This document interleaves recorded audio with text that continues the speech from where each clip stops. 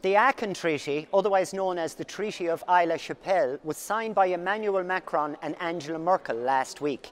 The aim, according to Chancellor Merkel, is to build a common military culture that contributes to the creation of, guess what, a European army.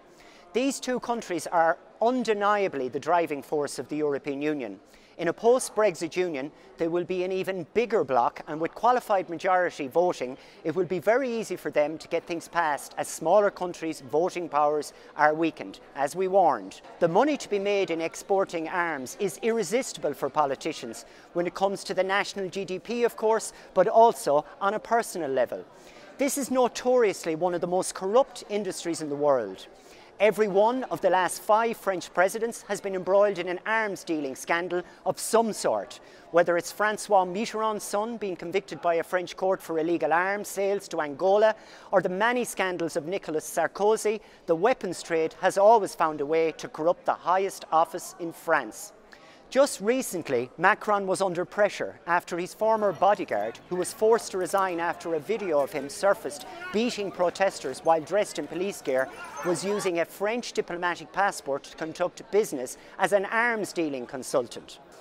Angela Merkel's long reign as leader of her party, the Christian Democrats, started after the resignation of Helmut Kohl in what became known in German politics as the Spenden affair, a scandal over donations from arms companies, which saw the party fined 40 million Deutschmark.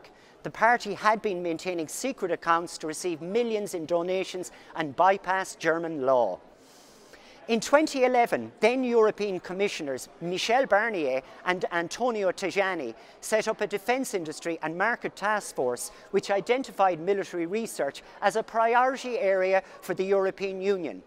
Is the European Union not already filled with massive resources, which means that we can have a very high quality of life and everything we need if it was properly distributed, without getting involved in the dirty, filthy, low-life business of producing the instruments of death?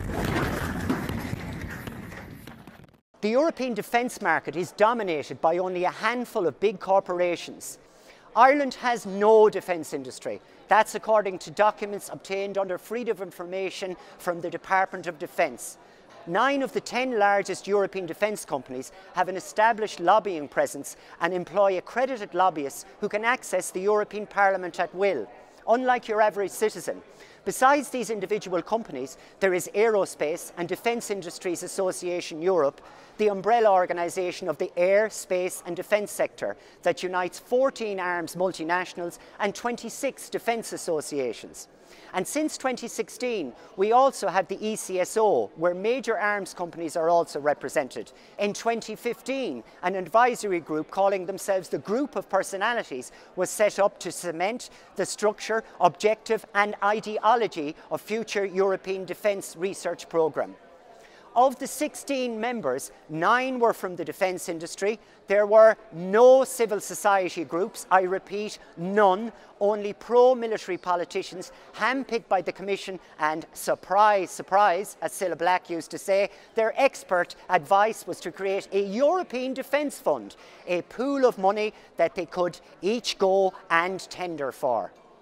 PESCO, the permanent structured cooperation of all EU armies and defence forces, and EU militarisation is not about the protection of EU citizens or the strategic autonomy that EU representatives like to talk about.